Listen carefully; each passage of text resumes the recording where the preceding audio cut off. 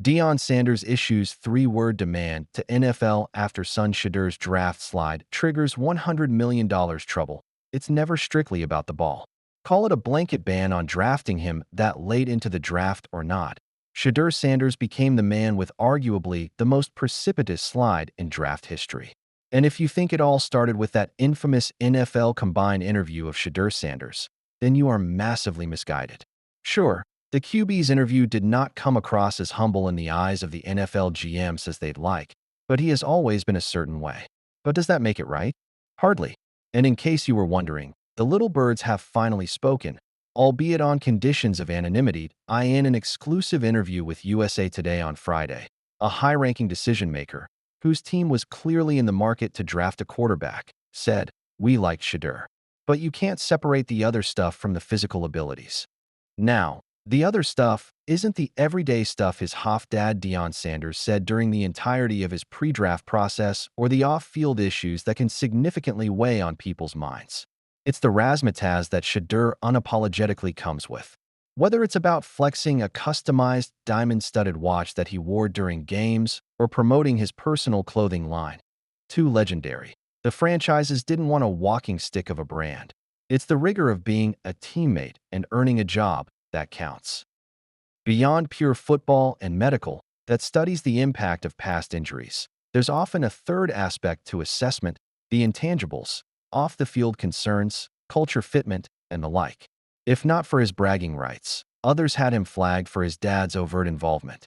And even if one were to keep his dad's antics aside, one top NFL executive stated, it was talent-based. There were other factors, but you can't chalk it all up to that. Regardless, Deion Sanders is far from done and couldn't hold himself back but flex some more on his QB son's stats with a three-word response on his IG story. Did they forget?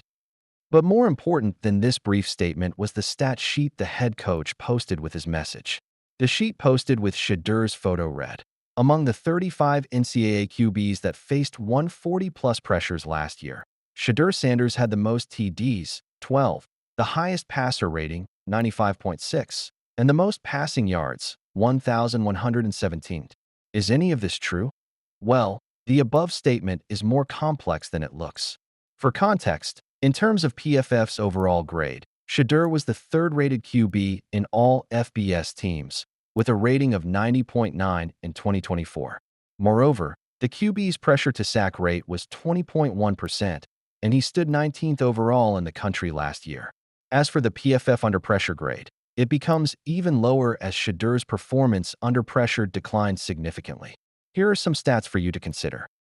PFF overall grade, 90.9, third. Big time throw percent, 5%, 14th. Turnover worthy percent, 1.3%, third. Adjusted completion percent, 81.8%, third. Pressure to sack rate, 20.1%, 19th. PFF clean pocket grade, 94.1, third. PFF under pressure grade, 64.3, 8th. The former Buffs QB has a 64.3 grade from PFF and stands in 8th position amongst all QBs in terms of performance under pressure. Sure, the stat sheet Deion Sanders posted is incredibly accurate when you see it from a sheer numbers perspective. But when you scrutinize it deeper, several layers start unearthing themselves. Yet, does that mean that Shedeur deserved to go in the 5th round? Certainly not. Graded 4th in the draft class, Shedeur's deep throws graded a 94.8 rating, and play under structure without RPO showed throws under 2.5 seconds is. The player never failed to deliver on the field, as we saw the QB delivering more than 7,000 yards at Jackson State. And in Colorado? Well, Shedeur's influence on the field became more pronounced as he delivered 4,134 passing yards in 2024 and took a lesser-known Buffs team to a 9-4 finish. To put things into perspective as to how massive the feat was, the last time the Buffs produced a winning season was almost a decade ago, in 2016. So, with these records and stats in the glaring spotlight, Deion Sanders couldn't hold himself back. But this is not where things end. Shedeur Sanders' downward spiral in the draft also led to some unfortunate effects. $100 million trouble for NFL teams after Shedeur's draft snub? Well, the NFL draft this year had more thrills and spills than one would have predicted. It had every unexpected turn, and with Shedeur's shocking case, it became a nightmare for the QB and his supporters. And one of those fans has recently sued the NFL, demanding $100 million in compensation. The person, identified as John Doe from Georgia, alleged that the NFL teams used their influence through reports and leaked statements that suggested Sanders about bad interviews and him being too cocky before the draft. The plaintiff also stated that the league violated the quarterback's rights as a player and hinted at racial discrimination. In addition to seeking punitive damages of $100 million, the plaintiff has demanded, despite Sanders' demonstrated skills and significant attention during the 2023 and 2024 seasons, the NFL drafted him at the 144th pick during the 2025 NFL Draft. The plaintiff had complained. However, the NFL hasn't publicly released a statement yet. Kevin Stefanski's strong Shedeur Sanders message at rookie minicamp as Browns close doors on Nick Chubb's return. The Cleveland Browns quarterback room is heating up fast, and Dillon Gabriel's right in the thick of it. The rookie out of Oregon stepped onto the field at minicamp and got the first crack at leading drills, an early nod from the coaches, including Kevin Stefanski.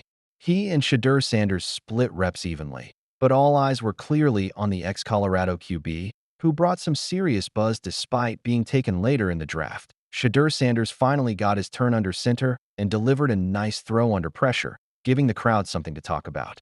Still, let's not get ahead of ourselves. This isn't a sign of who's winning the job.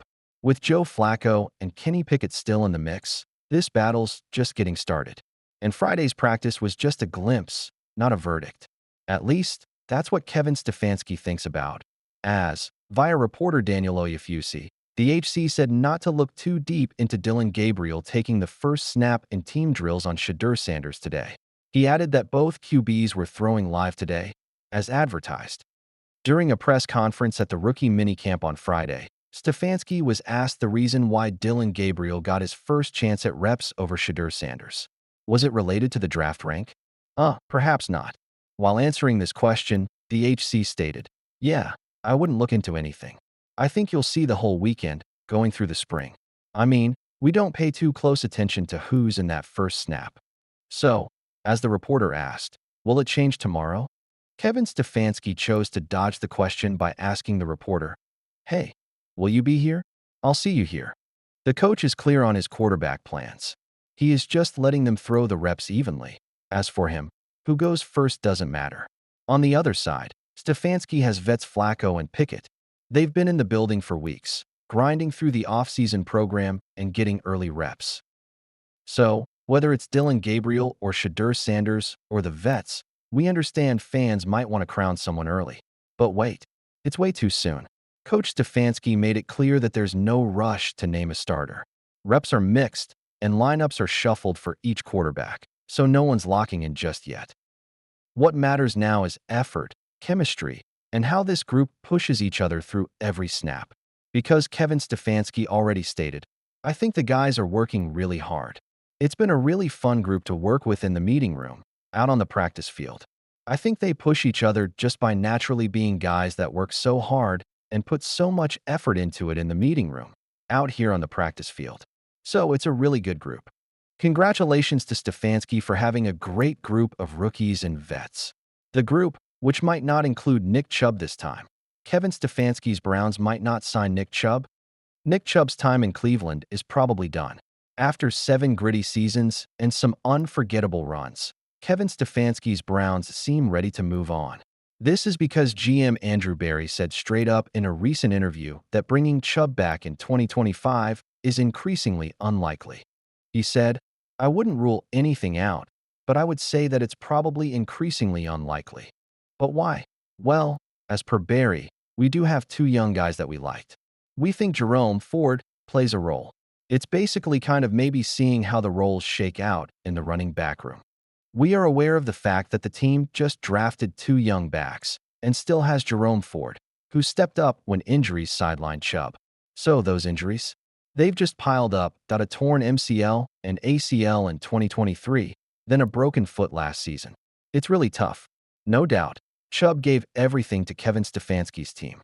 He racked up nearly 7,000 yards and 51 touchdowns, and he is just 29 now, recovering and looking for one more chance. But now that will likely not be in Cleveland.